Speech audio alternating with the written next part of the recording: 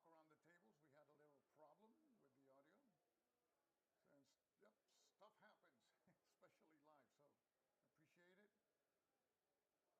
with the audio. And, yep, stuff happens, especially live. So appreciate it. A la brecha de nuevo, aquí estamos. So if you can confirm, you can listen. If the audio is fine, pues entonces vamos a hacer la mesa. Let's do the tables. Is there audio? Can you hear me? Can you hear me? It's supposed to be audio. Can you hear me? Barely hear at all. Okay. Let me see why. Oh, okay. Microphone is low. Now it's ahora. It was in, yeah. Line in, it should be stronger now. How about now? How about now? Let me see. Let me wait for somebody. I increased the volume. It was Marisol, thank you. So is the volume now? Can you hear me? Before I start walking, I don't want to start walking and with no audio. So I'm waiting for one of you to tell me how's the audio now. So I got it here set up. Aquí estamos. Good. Thank you, AJ. So let's do the tables. Let's switch the camera around. And I'm in like a utility area. So we're ready to go. And let's switch our camera here, see if it wants to wake up. Yes. So this is Circle DC. This is the area of the. This is the hall. This is the whole thing here. Everybody's here.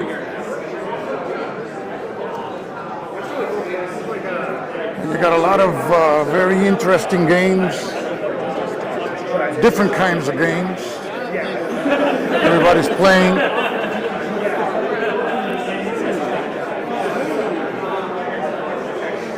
So you can see there. There you go.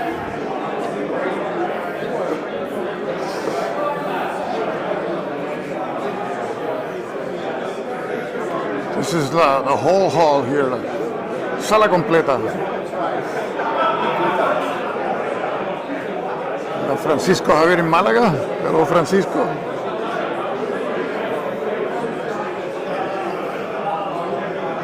And we have a lot of designers. This is like a convention where most of the people are designers. And other people, like, you know, there's a lot of YouTubers, known people around here.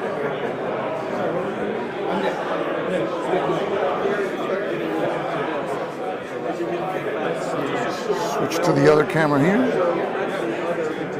Yes, I already said hello to Volko, but I'll show up again.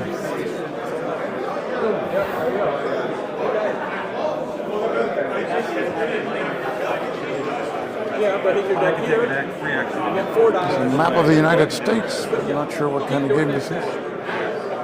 It's going to be interesting. I have it. I played it. Crisis 1914. That's Maurice Suckling. Is that game? He's around. So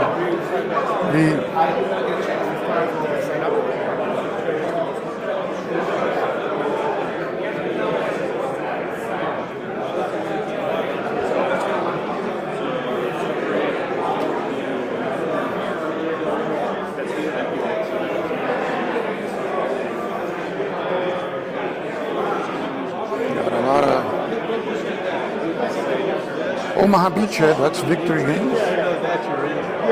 You can change engines. You can capture different trains. Engine Thieves. And this is Crisis 1914. You gotta see the map. And Maurice is there, so cool. No, it's this is not a hotel. This is a museum, actually. It's a museum, and this is like one floor of the museum here.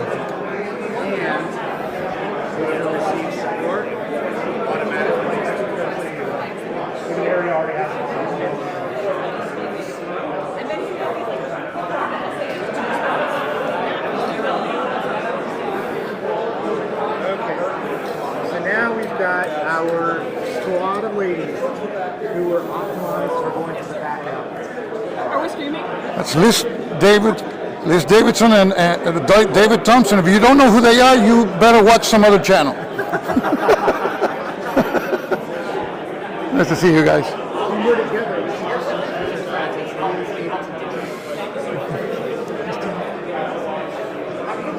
So it's still some empty tables.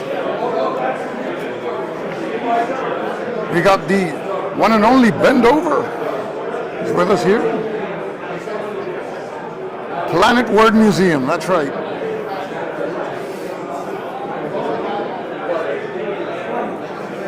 Yeah, sounds like King Planet.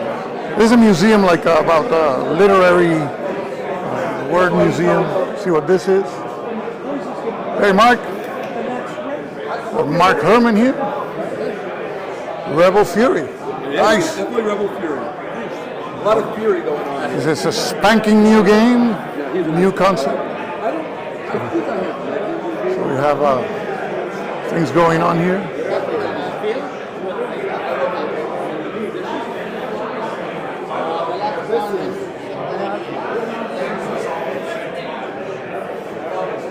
So what is this? I don't know what this game is. Matthews.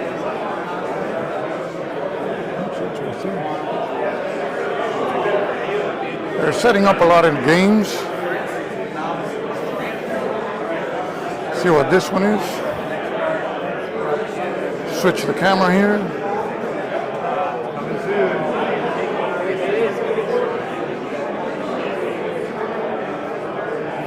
There, that's better.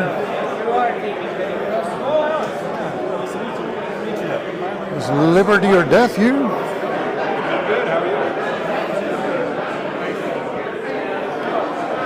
Daniel Hernandez Iniesta, great to see you.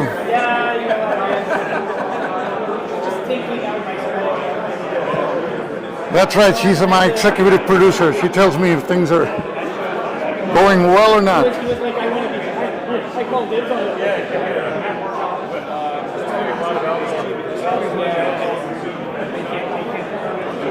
This is a game with a screen. Oh, this is Volko's game.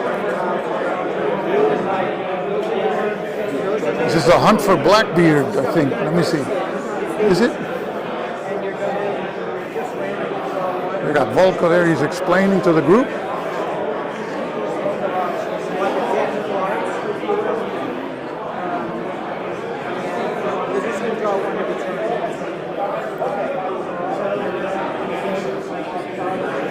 It's a hunt for Blackbeard. One player takes a British player seeking Blackbeard, trying to capture him, and the other player is Blackbeard doing things pirates do until he gets caught and killed or not. And there you see the map.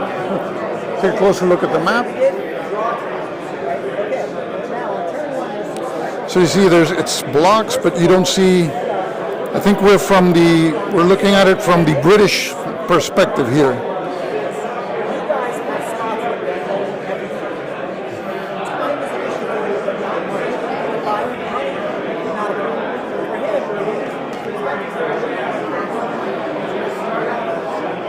Oh, Spanish Civil War game. That's great. España 1936, Francisco Javier and Daniel, look. There's a new version. I have an old version of this one. There's a new version.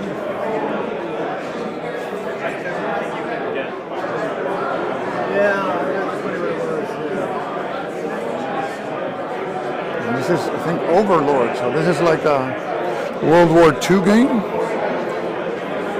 Haven't seen that one.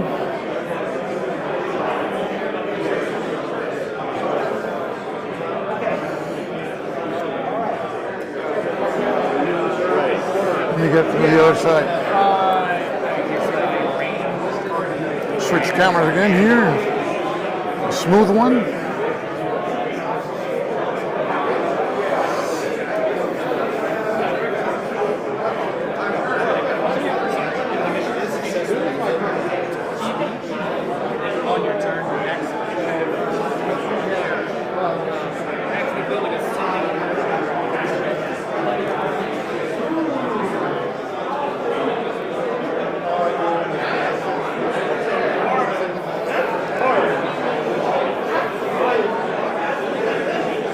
Yes, Spain is present. You got a game on the Spanish Civil War.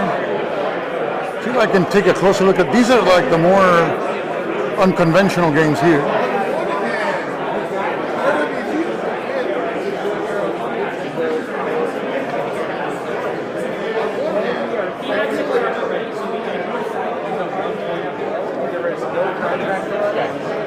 On one hand, I feel like there is something interesting about how to get painted out art. Having one, there could be a faction of the game that's started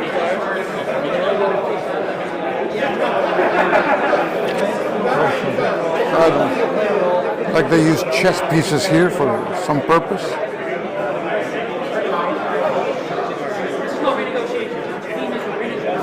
I think this is a game. This game is about.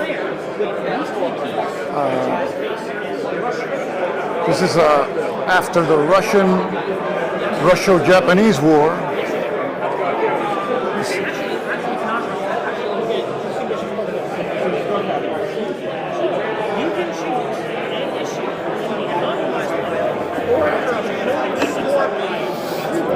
This is a game about the Russo-Japanese War, but the negotiation after the hostilities were.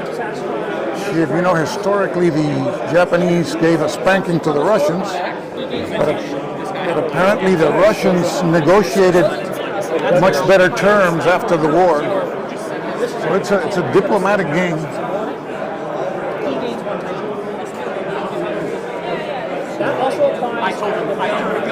I was talking yesterday to the designer here, so that was. You see here the Japanese player here. Yes, the Russian players on the other side.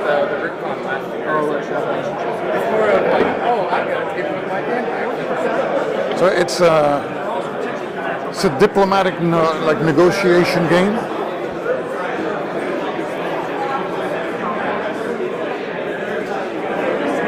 Oh, the new that must be then the new version of Spain 1936. The one we just saw.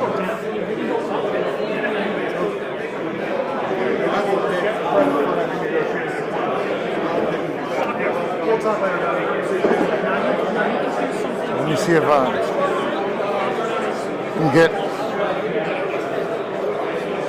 Look here. The game. This is a game that I'm interested in. This is Crisis 1914. Maurice Suckling is the designer. He's talking over. This is a game about the causes and origins of World War I.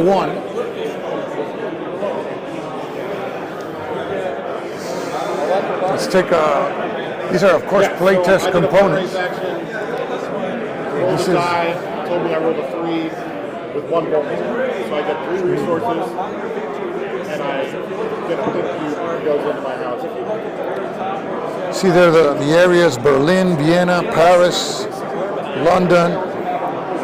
There's an initiative track, I guess by the colors. You're going to have Russians in green. In gray you have Germans, or no, Austro-Hungarians, then Germans, French, and the British. And you have in the bottom a score track, I think. And each player, this is a multiplayer game, has their own like particular player sheet. You take a look at the Russian player sheet here.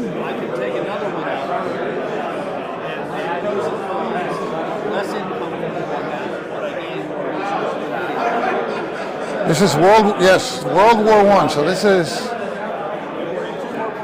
I think it's the origins of World War I,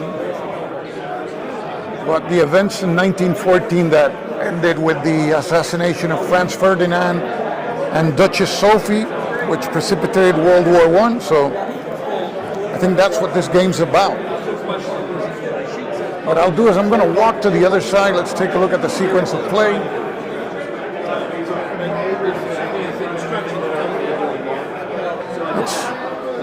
Let's walk to the other side.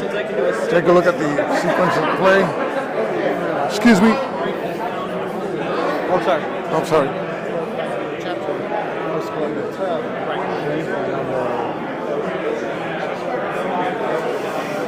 Okay, let's see on the other side.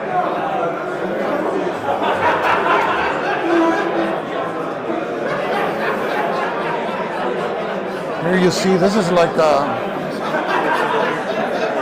Berchtold. I think he was the Austro-Hungarian foreign minister. Then you have here Raymond Poincaré, I don't know how to pronounce it, the French foreign minister. And then you have the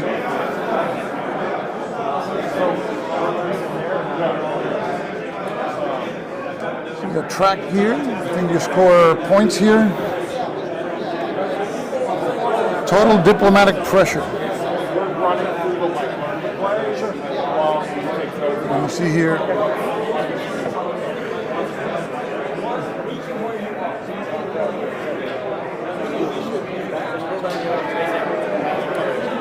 And you have it's a pretty abstract game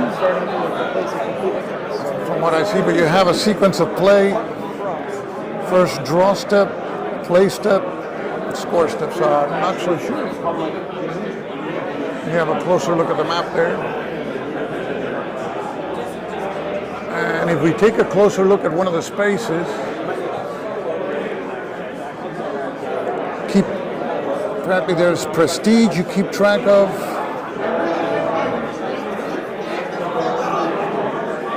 Belligerence. So you have for Vienna, Berlin, you see the arrows, St. Petersburg,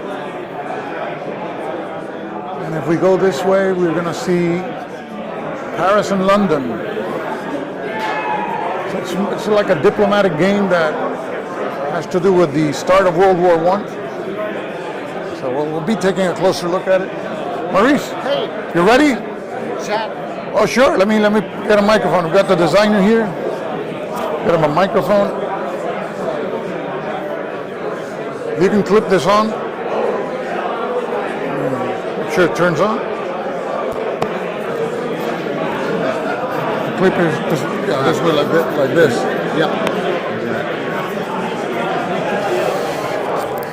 I'm gonna go on the other side so you can explain. Okay.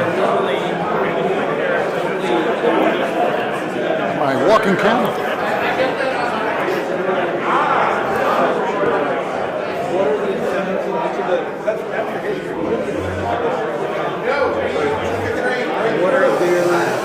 Okay, let me just put this a little bit to the side here.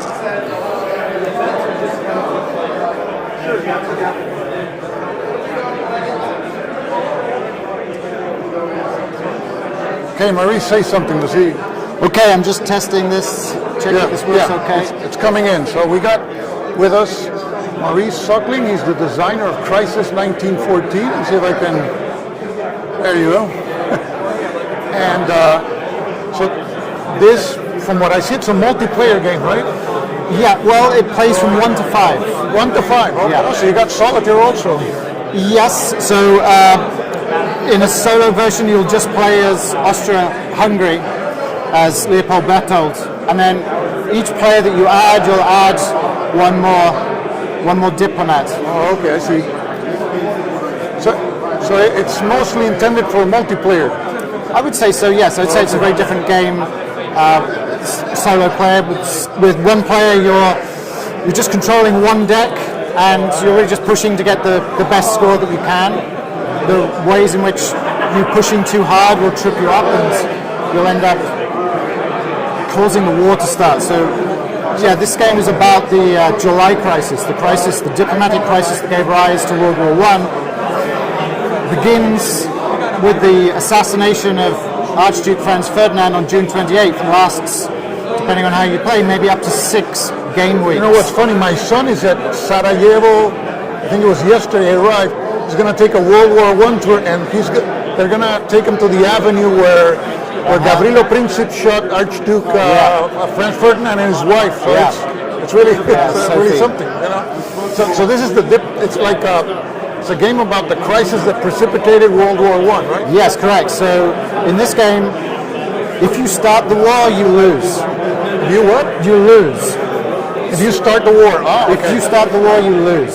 So your job as a key diplomat is to push the prestige of your own particular nation or empire to the point in which you win, but the one with the most prestige is going to win at the end. But in doing so, the harder you push, and you push more depending on how much everyone else is pushing, you're more likely to start the war. So it's you can't be too aggressive. You have to be elegant.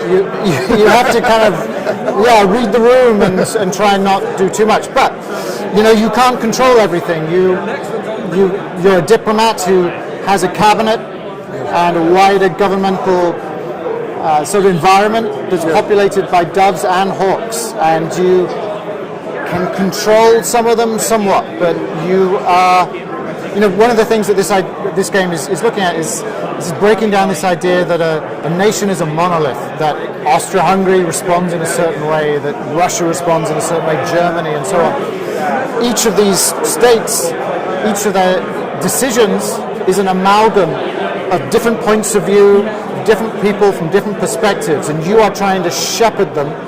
It's a bit like herding cats, trying to get them where you need them to go so that you can win the game, so that you can not embarrass your state, that you can make the most diplomatic capital of this particular situation. You can be way too cautious and lose by just not asserting yourself too much. You won't start the war, but you'll lose. You can be way too aggressive by pushing too far, too fast. You start the war, you lose. And I noticed each nation has a deck of a particular deck of cards. Yes. So of course each nation's going to play different. They're going to have different goals, different objectives. Yes. And so what called my attention about the game is I've heard about it. It reminds me of Mark Herman's game Churchill, where it doesn't pay to be too aggressive either, because you're going to get you may not even win the game. Yeah, so this certainly takes some inspiration from that. There's a non-zero sum dynamic, non-zero sum game dynamic to this, as there was with Churchill. That absolutely, the only way to win is by pushing, but pushing is also the way to lose. So can you break like a typical turn? So we know how the components more or less interact with each other, because the map is divided into, you have certain areas with arrows there. Yeah, so let me just clarify that this is a prototype. This prototype art. The finished version is, I think, coming to the US very soon. I think it's on a ship And it's going to be published by? This is a Worthington publication. Worthington Games, yeah.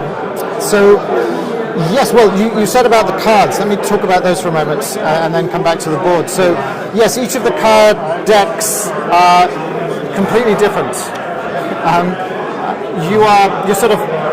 This is a tableau building kind of hand management game. Yeah. So you're sort of fighting your own deck in a way. You're trying to put a tableau together that will win you a round. Mm-hmm. Each round is a week in these game terms. Some of these cards are going to help you, some of them are not going to help you, and some help you at certain times and don't help you at certain other times. I'm showing here, this is the deck these are the Austro-Hungarian. This is the German. This is the German, okay, Yeah. Beckman Holberg. So this is the deck, and you have them, here the cards. So this game, I suppose like a lot of designs, takes certain qualities and turns them into quantities. So the qualities here are diplomatic pressure, tension and prestige. So these numbers on the cards, these big numbers that matter, are how much diplomatic pressure you are putting down, you're putting together. You're going to try and build a tableau of 7 or more cards. And I see some have like 3 numbers, 4, 2, 0, this one. Yeah, so some cards change their value over the course of the game, depending on certain contingent triggers. And your diplomatic pressure is, you're going to sort of score a certain amount of prestige points related to how much diplomatic pressure you put together and how you did in relation to other people. everyone plays very nice, things will be slow. If people play hardball, it gets tricky quickly. So yeah, you're kind of managing this deck of cards. You're managing. There are two values that particularly matter in relation to winning and losing the game. One is tracks. There's lots of dice in the game, but none of them are actually rolled. They're all just used for tracking values. These dice track the prestige. The most prestige at the end of the game wins. I see there's 4 boxes here. Yeah, so so generally speaking, in a I see this one is this pertains to Russia. so this is, let me explain this. So this is Germany's box. So this represents how much prestige Germany is currently building over the course of the game. Okay. These different boxes here, these tension boxes, represent how much tension they are generating with regards to specific other nations. So here, this is Russia, France, and Britain. When Germany is building its diplomatic pressure, which is how it scores diplomatic pressure, is again just the numbers on the cards, that total is how it scores its prestige. When it scores a lot of prestige, gets up here on this red part of the track, it starts also generating tension. I see. When it scores 6 tension, and this is a measure of how angry Germany is making Russia, when it scores 6 tension, Russia is going to mobilize and Germany will lose the game at that point. Oh, wow. So you're trying to push this total up, your prestige up, but trying to mitigate against keeping your tension too high. But at some point, you've got to take some risks and you have to be prepared for your tension to go a little high if you want to ever really win.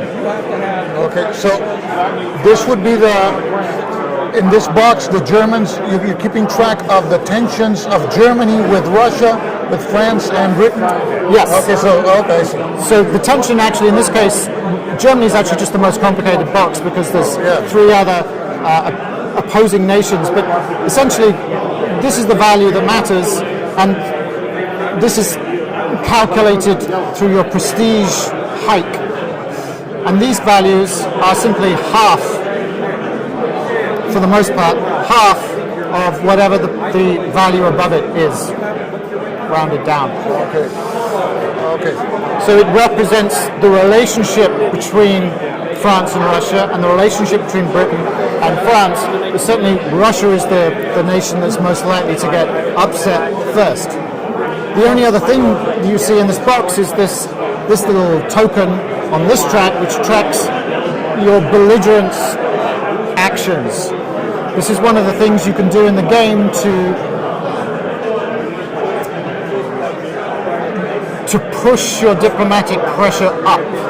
So you have up to 5 of these actions in a game, and when you play one, it's going to double any card value, any chosen card value card that you're playing. So a 4 becomes worth 8. Sometimes that's exactly what you need. Sometimes that's way too much. But this is going to set a minimum limit of how much tension exists. So you can adjust the values of the cards depending on your belligerency. You adjust the value. But I guess it's going to have a downside, right? Yes. You adjust the value of that one card in that one instance, but it permanently has an effect. So your belligerence track total, whatever that total is now the minimum possible tension that can exist in any of these boxes. So if you are at 5, all these boxes are now at 5 tension. And once this happens, you can never reduce it. So there's kind of like a one-way gate situation here where prior to that, you can always dial the tension back down. There's ways to do that. There's mechanisms that afford you that ability. But once you push your belligerence track high, well, because you're going to lose face if you become less belligerent. Yes. Also, just narratively within the context of the game, you're pushing things towards a kind of a climax. So we saw like how Germany can lose. So how can France lose? France can lose by the same way, by just pushing too hard, by pushing Germany. Okay, so France, it has to contend with Germany there. Yeah, so these arrows are trying to indicate this, and again, I just stress this is a prototype artwork, but these arrows are showing this is the nation that you're going to aggravate. Oh, okay, I got it now. I see. So you got. So some of them only have one nation that they're really going to aggravate, and others have two, or in some cases. The way I always saw this situation is that, like, kind of Austria-Hungary put Germany in a, made Germany's life difficult by being. Like being tough when your country's not that tough militarily. Like, so I guess how are Germany and Austria-Hungary like connected to one another, or is there like a specific? Yeah. So let me just say, in general, the game ascribes to this view that there are two opposing camps: Germany and Austria-Hungary on one camp, and Russia. France and Britain on the other. Of course, Britain wasn't actually in a formal alliance, which is part of the complicated negotiations here. But these opposing camps have some relationship. So there are cards, actions you can play that prevent the opposing nations from taking more cautious actions. So that's kind of a bit harder to explain without a bit more context. But let me also say that there's this card. I don't know. This is the camera here.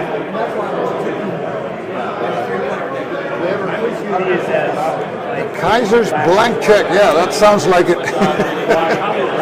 So, although yes, it's true that Austria-Hungary put Germany in a difficult situation, it's also true that Germany put itself in a difficult situation, or at least the Kaiser put Germany in a difficult situation.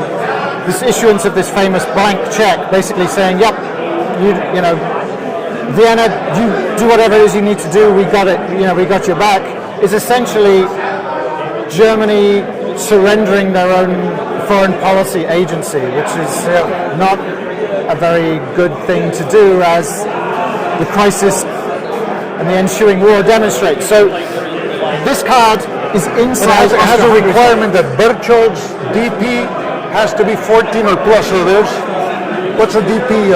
That's the diplomatic pressure.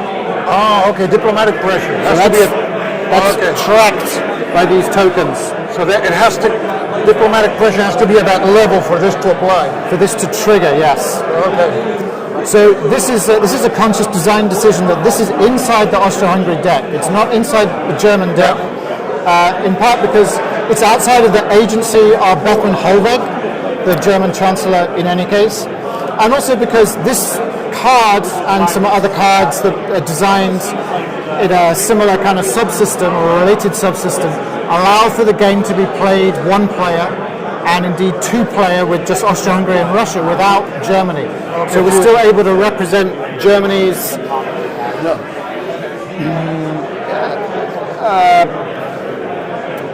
indelicate and it's like poor decision to kind of surrender its agency here. Sometimes it's hard to represent in a game, like they call it the idiot's rule, when you have one country that behaved like, if you're going to play a game, you're not going to do what they did. Right. So here's a way of forcing Germany to do what they did by giving them a blank check and letting them get entangled in it. Well, and the thing is, they put it inside the Austro-Hungary deck, which, and part of the skill of the game, like I said, is kind of hand management and it's tableau building. So depending on how you play, you might be a bit more cautious, and you generally do poorer in terms of how much diplomatic pressure you're building, but you have a bit more control over your deck then. Okay. If you play a bit more aggressively and push this token further up this track, you'll have less control, which can bite you in the butt, because you're surrendering that control, that therefore means that things start spiraling out of control. So in this game, the more experienced players should take Germany, you think? Because it seems like Germany's in the middle of everything. Well, I think they all have their different challenges. Okay. So the Austro-Hungarian, the Russian, and the German deck are what I would describe more belligerent. They have more high-level cards, higher level diplomatic pressure level cards. But sometimes that's exactly what you need, because you need to get high up this track. The British deck and the French deck are a little bit more difficult to play in that their numbers are lower, so they have to push the boat out a bit more in order to get up this track. Also, the British deck in particular has a lot of people who resign, so the deck gets sort of increasingly stronger over the course of the game and more predictable. And I see that here's an initiative track, so Yes. is this for like the order of play? Yes. So this order can change over the course of the game. There's certain advantages to being at the top of this track. You get prestige points. You get a prestige point always for just being at the top of the track at the end of a week. Okay. But if you're at the top of the track, you're playing first, so someone can see where you are. They can see exactly how much further they need to go to beat you. So it's like a self-balancing mechanism, right? Right. So players can decide where they can do a move where they deliberate, where they say, you know what, I'm going to go to the bottom of this track, I'm going to take 3 cards, I'm going to look at them, I'm going to only play one, I'm going to put 2 more cards in my hand. In which case everything's going to sort of readjust over the next turn. Okay, so You now lose the advantage of having the points, but now you have the advantage of seeing where everyone else is going to go. okay, cool, that's cool. But now you have more cards in your hand as well. So one of the things I say to new players is it's much better to have cards in your hands at the end of the week because they're known quantities. If you're drawing off the top of your deck and you're up here, that's very risky. Sometimes you need to do it to try and have a chance of winning. So the weeks, this would be what, the number of turns here? Yeah, so number of rounds, really. So each round lasts an indeterminate number of turns, depending on when people decide to pass. So you have to pass once you have 7 cards in your tableau. Okay. But there are exceptions that mean you can get up to 7, 8, even 9 cards in your tableau. You can pass once you have 4 cards. In any case, a round doesn't finish until everyone has passed. Okay. So how long does a full game take to play, more or less? I would say with 5 players, when you're learning the first time, I think you need 3 hours to do that, maybe 3.5. So with 2 players who know the game very well, you can actually play quite fast. I'd say 30 minutes, maybe 40 minutes. But it varies a lot. You know, it depends if you've got friends who take their time with turns, and certainly, you know, I'm expecting it today to be about 3.5 hours to kind of get people who don't know the game right the way through to a conclusion. No, in what stages is the development and the production of the game? So it's completely finished. Yes. Not that you can see that here, but I think it's on a ship right now, and we're expecting it to go out to backers. I think soon. I think, you know, probably by the end of the month. I think I'm one of the backers. So. Okay. Yes, I think end of the month, but yeah. So you know, this just is functionally pretty much the finished version, but there's been a lot of development on the. Do you know by any chance if the rule book or playbook is going to have an extended example of play? Do you know? Yes, in fact, this is a printout of the rule book just for my printer at home, and you can see examples of play in there. Okay, we see it here. See if my camera wants to focus here. Oh, I see. There's the rule book here.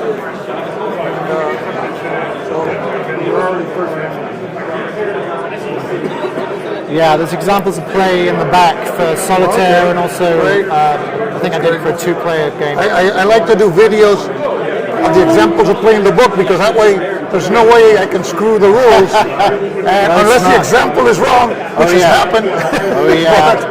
but then the video remains useful. Right. You know, throughout the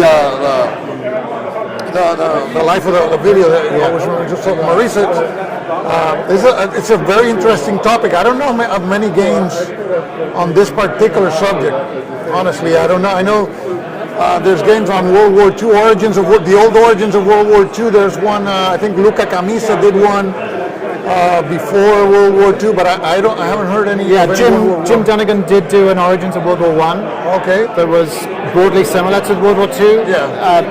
But mechanically very. Oh yeah, very different. Yeah. So congratulations, a very interesting design, and I'm looking forward to the publication, and I wish you the best of success. And thanks for showing me the game. Thank you for backing it. Thank you. Thanks, Ted. Okay, thank you.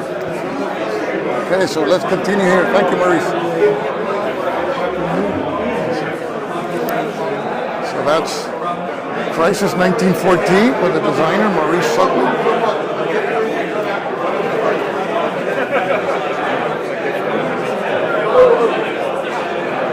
You've been at it for 42 minutes.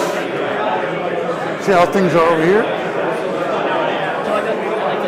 You got a good look earlier? Well, I saw you explaining the. We can sit down whenever you have any time. Maurice, what slots do you have scheduled on Saturday? I only know about one, but I know that there's more. Was SB the one who scheduled one? I scheduled one. He scheduled a I need the microphone, Maurice. That happens to me all the time. Bill, which slot did you schedule on Saturday? Which slot did you schedule on Saturday? Okay.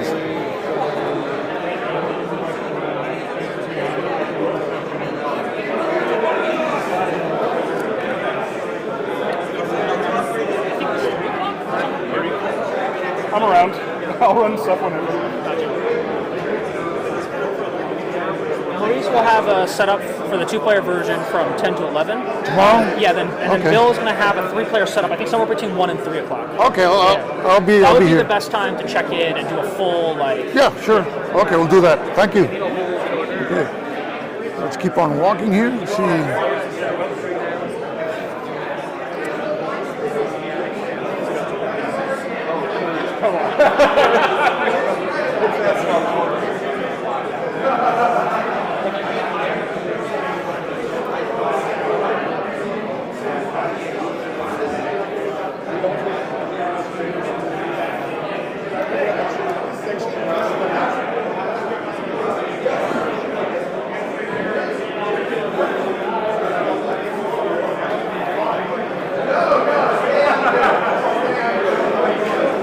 Okay, so we've been at it 42 minutes here. The good thing is everybody's in the same place, so you don't have to walk a lot. So I can't complain as to that.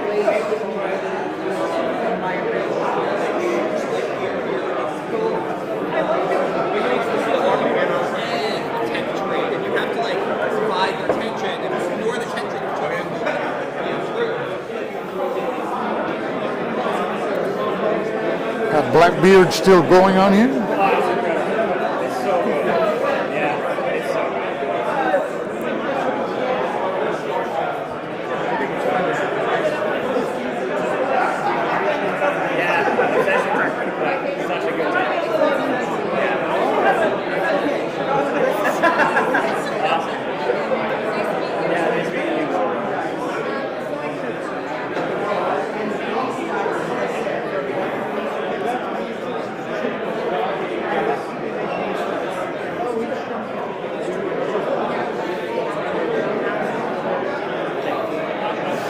If I'm not going to play a game, I usually, I don't know if I'll play a game.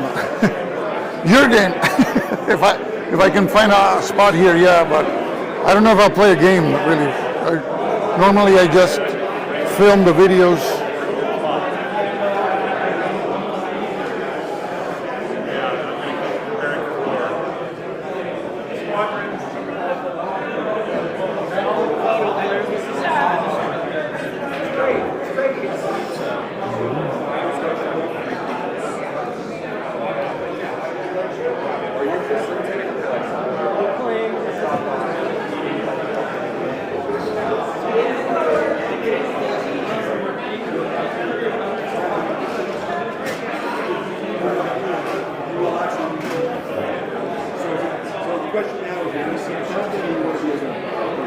But here, Rebel Fury is going on here.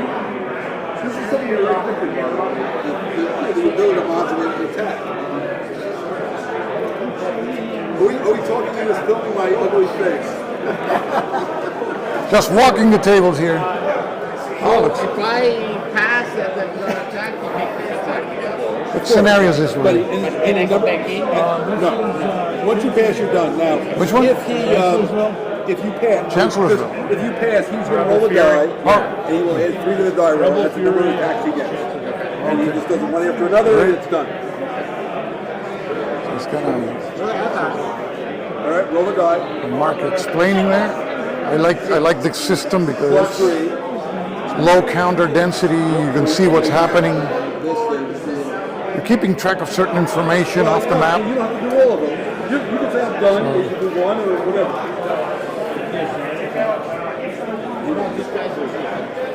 Very nice.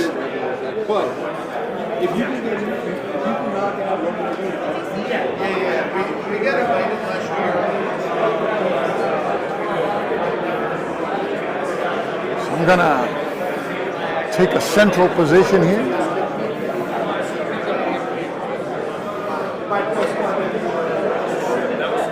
Yes, I'm gonna see if I can take a break and show the game around. Let me see if I can get a spot.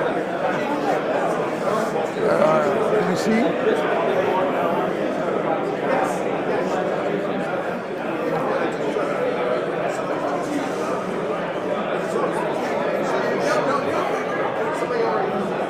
I don't know if people are going to lunch now.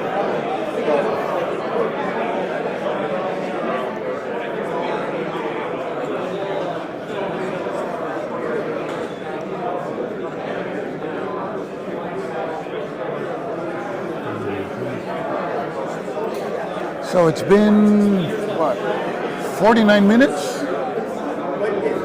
Uninterrupted? We're going to be taking a break and be back again later this afternoon. So what time is it over here? It's 1:54.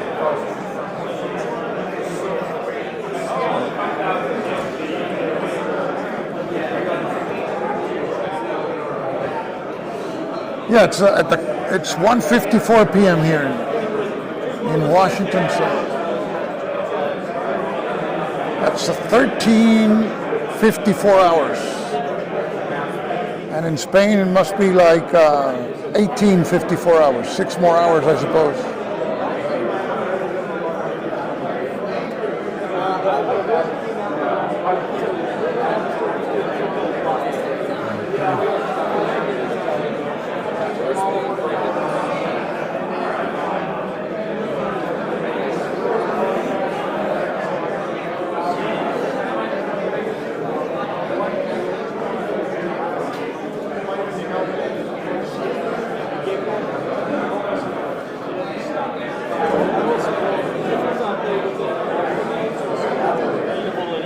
Okay, so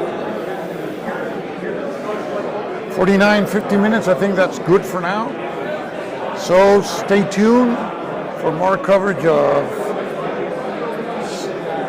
DC, Circle DC, okay? And I'll be seeing you guys later, so take care.